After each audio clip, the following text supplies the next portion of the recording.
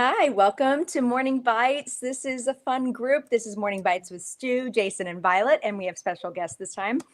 And actually, we had a switch up. So we have Betty Coleman here, the wonderful queen of cyber herself from Arctic Wolf, Steve Transky, wonderful breach counsel from Thompson Hine. And of course, we're going to talk about a bunch of the news that's happening. I feel like it's a lot more law these days than tech right now.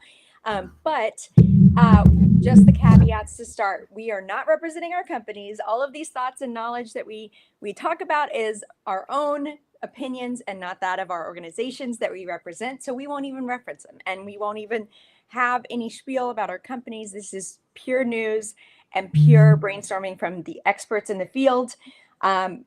We will answer questions. So if you actually participants, speakers, if you actually look at the chat on the right hand side bottom, you can click that and we can actually see when you comment, and that's fun too, because sometimes we get in debates with someone like Sean Melito or Spencer from McDonald Hopkins. So let's start off. Stu, do you want to start off, or Jason? I'm happy to start. Okay. So, because you said we didn't have enough tech, so I'm going to start with something tech. So I was reading this really interesting paper, and I say interesting paper, and it makes me sound really nerdy, which I am. But it was around is the use of LLMs making us less creative? And so this is something that I've always been curious about because I see it as outsourcing thinking. That's my personal feeling. And there's some benefits to that, but I've never actually seen some qualitative data behind it. And so these researchers created a study. I think they had around like 1,400 participants or something along those lines. And they essentially wanted to test divergent and convergent thinking. Divergent being, can we think of all these other uses for certain applications, like a table? What else can you use a table for besides, eating, right? Convergent being, can we get to the best solution possible? And so they did this really interesting study where they first had it where you would have some assistance. 33% would have assistance from an LLM, which would give them the answers. Another third had it where it would just coach them, saying, hey, think about it in this context. And a third had no help whatsoever from LLMs. And so what they found was in an exercise phase where they were just getting the assistance, they would go and they found there were short-term gains for creativity. But then when they went and did a test afterwards where nobody got help from LLMs, they found that people were less creative. And so I was about to fight you on this, and I didn't realize you meant short-term versus long-term. Yeah. And that's the crazy thing, because I totally believe in a short-term gain. But if you're finding yourself in a situation where you can't rely on it, it basically weakens that those creative juices, if you will. And so, these researchers are just kind of calling into question, like, hey, we need to be thinking about how do we do this in a more long-term fashion where we can get the short-term benefits, but we basically don't create, 3 generations from now where we're just, idiocracy type level of. I was just about to reference that movie. It's like the perfect example of like, if we continue on, this is the direction that we're going. And then we're going to also be hunched over because of remote work, like Neanderthals. We're going in a good direction. But LLMs, they're the future. I mean, I get the short term because I feel like that's exactly what I use it for. Is like, I can't think of ideas for this or names for this. It's never, though, a copy and paste situation. It's always like I riff on it. Like I use it to kind of riff with me, and we're buddies now. But I don't but I riff with, I mean, maybe, I guess it's dependent on like if you start with it. Like maybe if you're taught with it, that's another issue. It could be. I mean, they brought up another point that was interesting where for people who just use the output, which, I don't know what that looks like. Because I'm the same boat as you, where I'll use it from time to time for just some creative brainstorming, but like I got to take it and run with it. But what they found was for people who are relying on it, everyone started having very similar answers because the LLM was just giving the same results for people. So it's kind of it's interesting. Like, do we see kind of this drive towards an average thinking, and which is obviously detrimental here, especially when you're just having the same ideas being spoon fed to so many people. You lose that diversity in thought and creativity. Well, like most things in life, I try to reduce my thinking into memes. And on this subject, I came across the greatest meme, and I think it's very applicable here, which is, it was just one of those quotation memes, but it just said, I was really hoping AI was going to help automate doing my laundry and my dishes so I had more time to paint, not automate my painting so I had more time to do my laundry and my dishes. And I don't know, for output, I've played with a lot of the learning models and I love them. I use them as a good first draft maker on different applications. I've tried the AI art. I think it's a lot of fun. I have zero artistic ability. I have a lot of good ideas, but I can't make my hands do them. And for someone like me, I can take care with a few prompt engineering and come out with something I never could have painted by myself. But I noticed that because I followed a lot of the AI art, or I started to a little bit, and It's starting a lot to of look it's the same, right? yeah, it's just people saying, oh, paint me a beautiful couple in a garden in the style of Da Vinci, and then it creates this thing, but it's just the style of something else that pre-existed. And so, is it it's really like, even in the art world, it's really just making something that pre-existed by mixing and matching different data elements, which is what all learning models are really doing in the first instance. So even in the art, you can see it. If you look closely, you can see it, but it does have that application of someone with no artistic ability, and I can create art. Well, and Stu, when you talk about like that consistency, you're even saying in the style of, some people you can tell on LinkedIn or otherwise are just saying, give me a picture of robots doing paperwork. Give me a picture. A better version of robots doing paperwork. Or like, there's no style. It's not like someone said like Da Vinci, or can you make this like the first use of AI, I was like, make all of us Barbie figures, and this one has yellow hair and this one has brown. and I would get so frustrated because it would all turn up the blonde hair Barbie. And that was like, I was like, no, I need different Barbies. That's enough of that. Okay, what's the next story? Betty, Stu, do you have anything? Steve, you want to go with SEC? Sure, happy to. Or defer to Stu. He looks like he's ready to go. He does, Steve. Yeah. Yep. That's just the face I make when I'm interested. Sure. Yeah, no, I was going to point out that the FTC, the Federal Trade Commission, concluded its investigation into an event that started over 10 years ago, which is the Marriott event. And I don't get into the details. This does not have nothing to do with Marriott. But, everyone knows there were sort of a series of Marriott-related events beginning in 2014. And the FTC did a very lengthy investigation. It's been 10 years. They identified numerous deficiencies in their fighting. This is a public document. This is no secrets here. You could just look it up. But what I thought was really interesting was what was in the requirements in the settlement agreement, the things that they're requiring the subject of the settlement agreement to do in the future. The subjects are prohibited from misrepresenting any of their data security policies, which they shouldn't be doing in the first place. I have a little checklist here.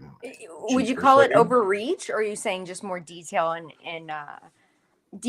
and recommendations? So this is what, as part of let me back up. So when a regulatory agency does an investigation into a data privacy event, at the end of it, there's usually some sort of an agreement to not bring charges or to bring proceedings against the subject.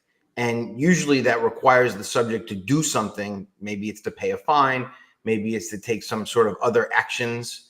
And in this instance, there were some things that the hotel was required to do as a part of the settlement agreement. And I just thought it was interesting to extrapolate out what these things are, because at their core, my observation is that the requirements are things that really businesses should be doing typically across the board. This is just conventional data privacy advice.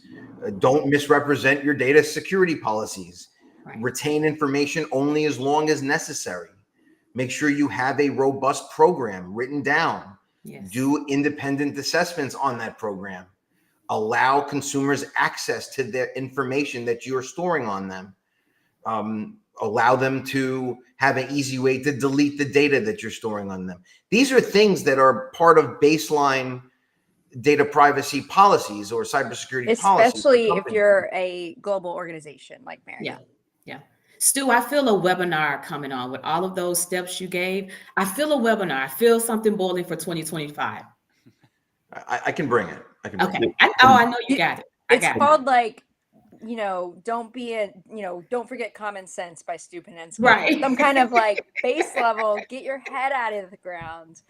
I think you need to do kind of like a common sense regroup, Stu, because you broke it down pretty well. I agree. then, You did. Stu, how much of it, so the FTC routinely publishes guidance for like small businesses on best practices. Do they just simply copy and paste that into this consent decree? Oh, that's interesting. No, I think it's a little bit more extensive, but it applies to this specific situation.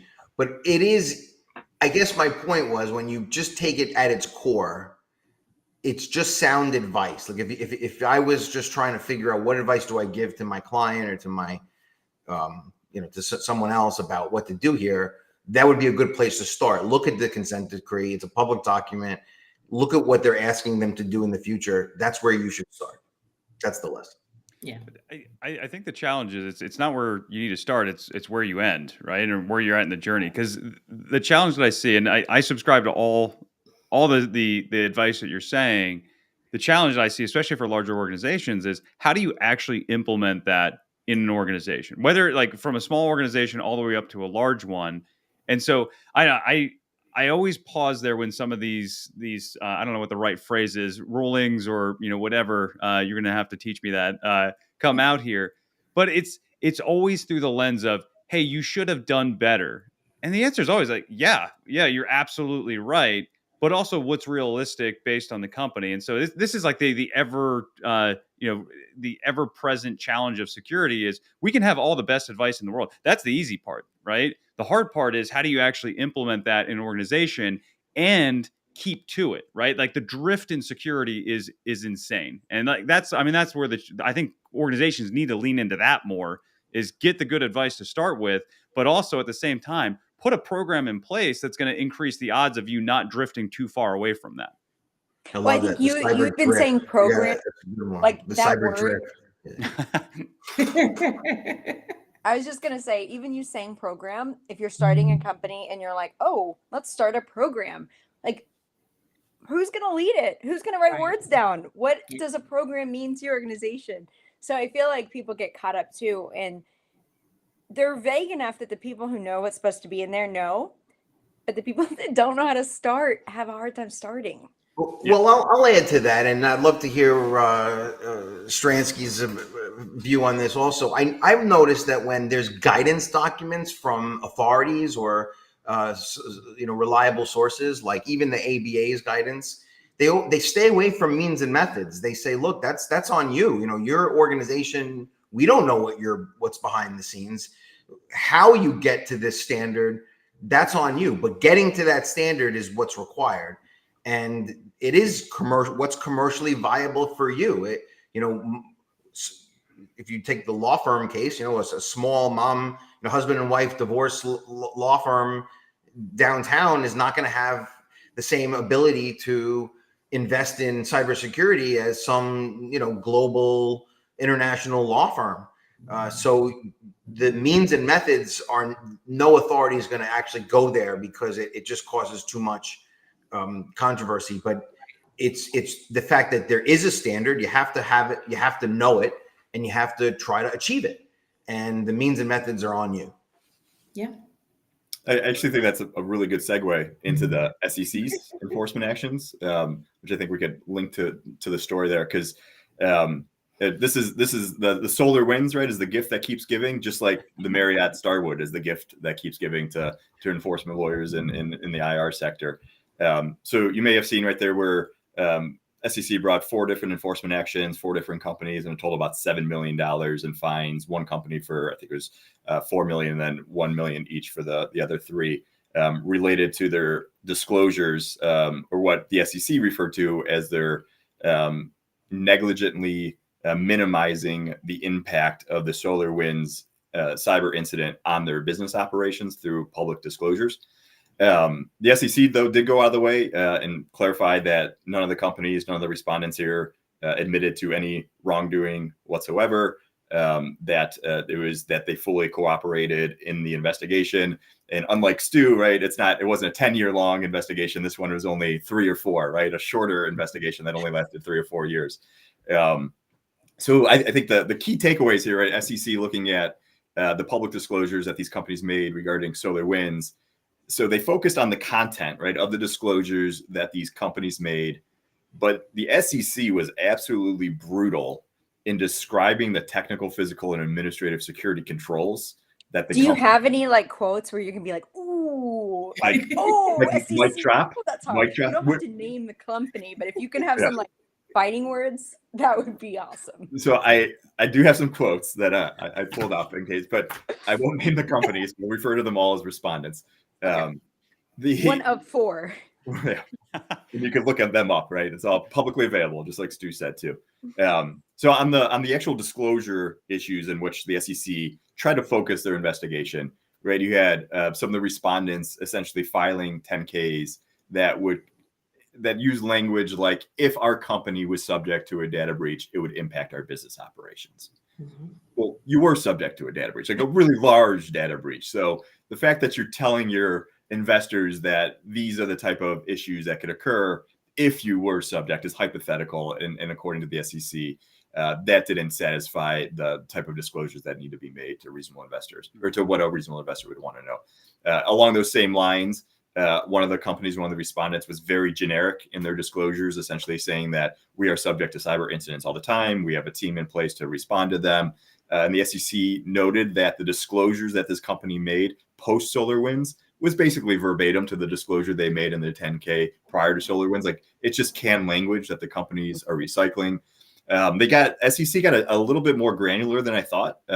One of the companies disclosed that they were subject to a cybersecurity incident, and the SEC indicated that the company should have disclosed that it was SolarWinds, that it was a nation state actor that was actually responsible for it, to highlight the potential vulnerabilities to this company regarding foreign states in cybersecurity, which I thought was interesting. Like a global impact, like basically saying this wasn't just any old cyber incident. Right. It's like a global impact that affected a lot of people, or that, and they're a target of nation state actors, right? It's not just an insider material issue. Yeah. There's your national security crossover with cyber. I mean, that's interesting. Yeah, that they're, I mean, because they are, I guess, federal agency that's looking at those.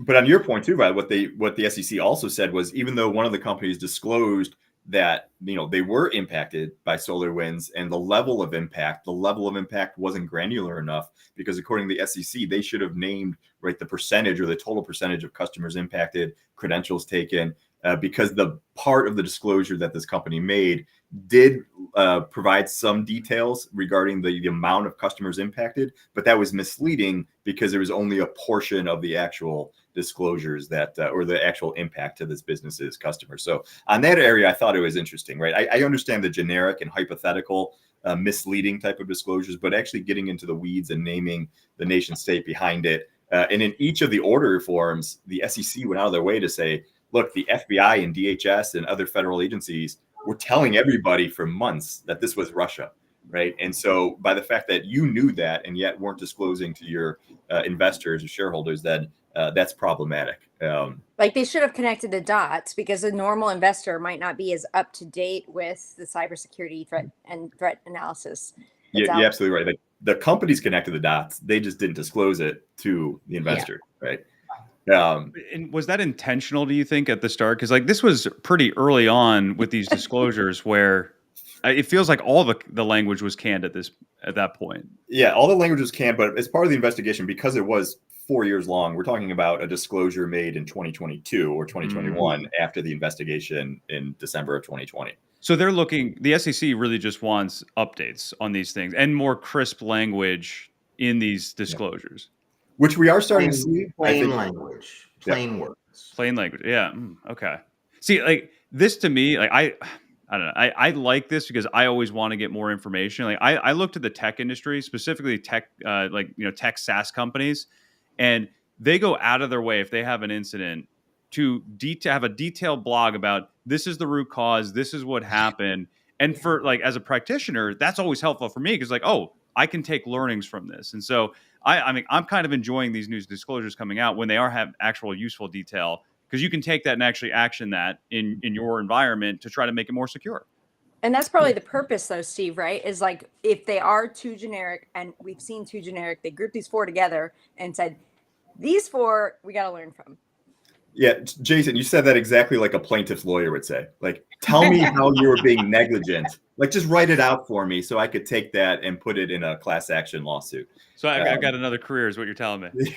And then I'll just switch gears before we get to Betty on the controls, because this was right. The enforcement actions was primarily trying to focus on the misleading disclosures, right? Disclosures that minimize the impact. But the SEC, focusing on one company specifically, highlighted the fact that they couldn't do a thorough investigation because when they started the investigation in December 2020, they quickly realized that they only had logs in place, firewall logs going back 3 months, which was inappropriate for a company of their size and their magnitude. 3 months? Wow. Yeah. So is that the job of the SEC? Isn't that overreach? So it's an interesting case that attorneys could have different opinions on, but because in the same group of companies, one company identified that SolarWinds was inside their environment for 14 months, right? Which is pretty egregious to have a nation state actor within your IT environment for 14 months without being able to identify it. That same company, after they remediated the SolarWinds attack, was subject to a separate ransomware attack from another Russian threat actor, which they didn't disclose through their public disclosures. And then the SEC also focused on the fact that the administrative controls in place, that there wasn't proper escalation. So when the IT team did identify anomalies, they weren't bringing in the attorneys, they weren't bringing in senior leadership to make decisions, they weren't bringing in their corporate counsel to identify these type of disclosures, that they didn't have a process in place to connect IT with the team responsible for decision making. And again, that's not on a disclosure, right? That's on you have a failed internal process. And so again, I think there's a lot of lessons learned. Just like Stu in your FTC case, SEC's number one recommendation is probably something as helpful, like don't be subject to a nation state attack. And then like, how do you get there? Noted. Thanks, as usual. But I thought that once you the guidance, I had planned for it. I mean, that was my sure. I'll turn it over to Betty. I talk too much. No, me. You know me. I will go over time as well. But I think all of this is great for me. I've been doing a lot of reading, trying to catch up on some things, and we have all seen a lot of incidents this year, of course. But all of you stated great. Marriott, I love Marriott. I'm a big Marriott person. But for me, how do you gain the trust of your consumers? You know, the business loses value, the consumer loses value. I was reading the Disney World story. I don't know if you guys saw it. It wasn't no personal information that was allegedly hacked. It's a menu. And, you know, if you have allergies, and we're all like a big kid when we go to Disney World, whether you're grown, it doesn't matter the age, but you worried about a menu and if they got your order right. If you're allergic to peanuts, it's peanuts in it. So again, I asked, how do we gain the trust of the consumer after your menu is hacked or allegedly hacked, shall I say? Well, yeah, no thoughts there. Even so with what Disney, happened with the menu again? Did they list it wrong? Well, so he put things, say that peanuts, say a stew had peanuts in it. He will say that it didn't have peanuts in it. Oh, okay. Yes. Yes. I missed this up with another Disney story. So Yeah. give us a little It's bit many, more. but this one. Yeah, this one is because it wasn't personal information that was being hacked. It's more of a menu. I've never heard this. This was a first for me. I don't know about you guys, but you know, it's crazy times. But for me, it was like, how do you say, okay, my Disney World fans, come back. We have fixed this issue. How do you get our trust back? And other incidents in other businesses, like you guys have just mentioned. Well, good. And Disney's a perfect example because you have the consumer impact from, you know, that person hacking the menus. And you also they have the data breach this year. And there's a lot of companies that were like, all right, well, they got in through Slack. and we don't want to use Slack anymore. So it's like Right. it's not only Disney that gets impacted, it's also the other companies as well. And so I Yeah. like that reputation thing is the thing that people don't really talk about, but it is there. Yeah. Stu, I think we need a webinar. I feel a lot of proactive things for 2025. We just do basic. Call it SP webinar. And I'm going to Or join with you, how to actually. marry a knot, or how to marry a knot. Right. Well, The things not to do, what you should not do. The three I basics. hope you appreciate this response. I mean, you should have a plan. If you're an organization, you know that it's possible that something's going to get hacked one day. It's not, today's a perfect day to write down, what would you say if you learned today that this information was stolen? Or what would you say if one of your employees' business emails was compromised? What's the language you would use? What's the what are the words you would say? And you could just write them down right now and have a statement ready to go. I would disagree, like with Jason and Betty, because there's still no remediation for reputational harm. Betty and I both worked on the credit monitoring, identity repair side.